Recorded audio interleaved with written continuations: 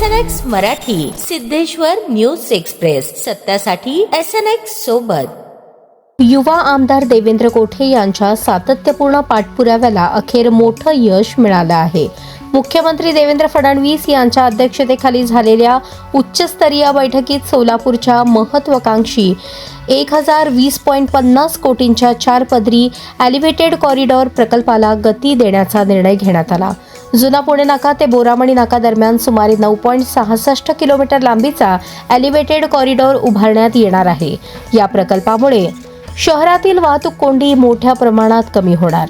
राष्ट्रीय महामार्ग 65, 52, 166 आणि 150 यांना थेट जोडणी मिळणार.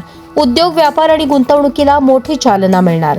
सोलापूरचे राज्यातील महत्त्वाचे वाहतूक केंद्र म्हणून स्थान अधिक भक्कम होणार. मुख्यमंत्री देवेंद्र फडणवीस यांनी संबंधित विभागांना समन्वयाने काम करून प्रकल्प लवकर मार्गी लावण्याचे निर्देश दिले आहेत.